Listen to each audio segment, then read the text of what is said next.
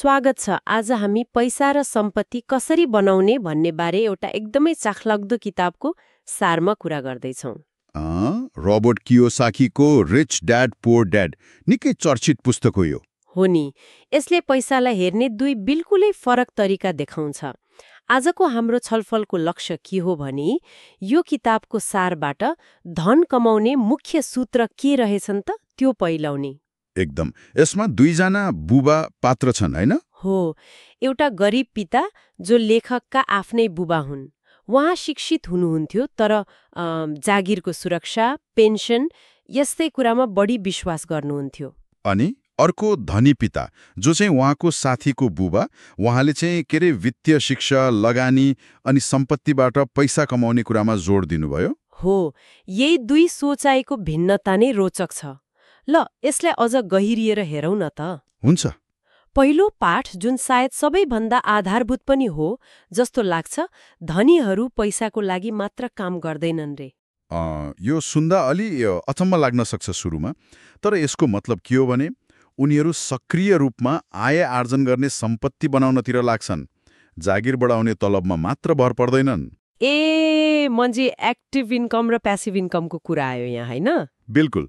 सक्रिय आय भनेको तपाईँले काम गरेर कमाउने जस्तै तलब, अनि निष्क्रिय आय भनेको तपाईँको सम्पत्तिले तपाईँलाई कमाइदिने, जस्तै तपाईँले घर भाडामा लगाउनु भएको छ भने त्यसबाट आउने पैसा, सेयरबाट आउने लाभांश, यस्तो।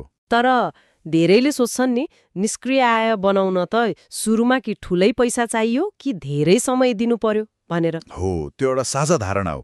तर सुरुवात सानोबाट पनि गर्न सकिन्छ। मुख्य कुरा चाहिँ सोचाइ परिवर्तन गर्नु हो। तलबमा मात्र निर्भर नभएर अरू स्रोत कसरी बनाउने त्यतातिर लाग्नु पर्यो। हो नि। अनि दोस्रो पाठले भन्छ वित्तीय शिक्षा नै सबैभन्दा महत्त्वपूर्ण हो रे। यो एकदमै क्रुसियल पोइन्ट हो। पैसाले कसरी काम गर्छ, अलिअलि लेखाको कुरा, लगानीका सिद्धान्तहरू, कर कसरी लाग्छ, यी कुराहरू बुझ्नु सम्पत्ति बनाउन एकदमै आवश्यक छ। तर हाम्रो स्कुल कलेजमा त यी कुरा खासै सिकाइदैन नि, हैन र? हो, त्यही त विडम्बना छ। परम्परागत शिक्षामा यो ग्याप देखिन्छ। यसले के देखाउँछ भने तलब जति धेरै भए पनि यदि पैसा व्यवस्थापन गर्ने, सही ठाउँमा लगानी गर्ने ज्ञान भएन भने त्यो पैसा टिक्दैन, बढ्दैन। ए, भनेपछि ज्ञानले नै पैसालाई आफ्नो लागि काम गराउन सिकाउने भयो। ठ्याक्कै। अनि तेस्रो पाठ झनै व्यावहारिक छ जस्तो लाग्यो मलाई।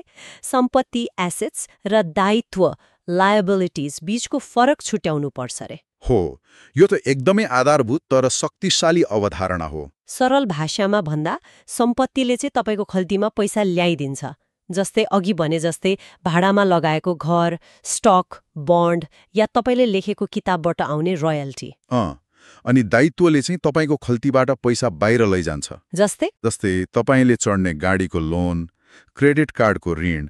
अनि यहाँनिर अलिकति विवादास्पद कुरा के छ भने कियोसाकीको परिभाषा अनुसार तपाईँ आफै बस्ने घर पनि प्राय दायित्व नै हुन्छ।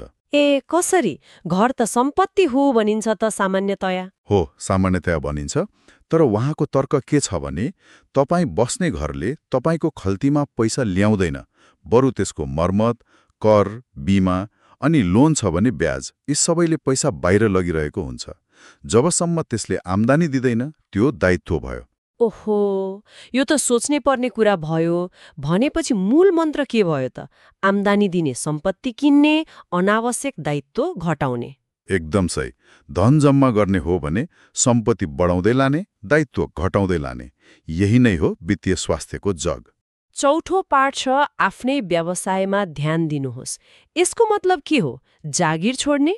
होइन, तुरुन्तै जागिर छोड्नुपर्छ भन्ने होइन।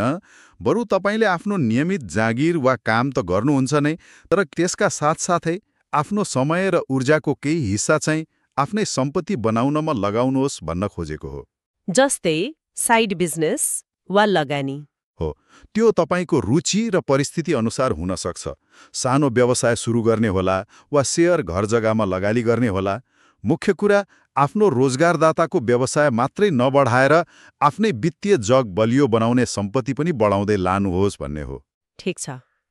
अनि अन्तिम दुई पाठहरू, पाँचौं र छैठौं, छोटकरीमा हेर्दा सिक्नको लागि काम गर्नुहोस् र सोच विचार गरेर जोखिम लिनुहोस् भन्ने छ।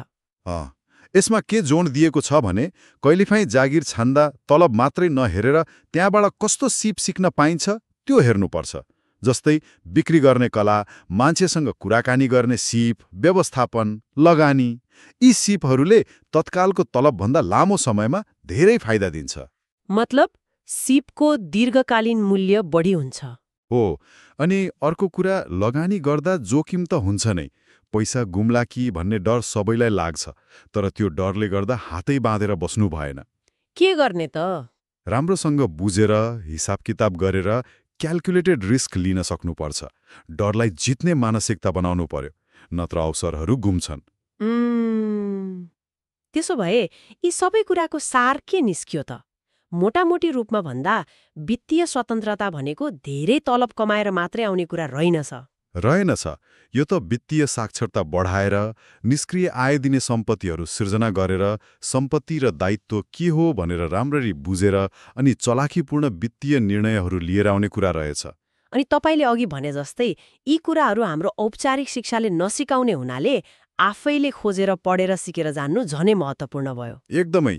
यो त निरन्तर चलिरहने सिक्ने प्रक्रिया हो। आफैले सक्रियता देखाउनै पर्छ।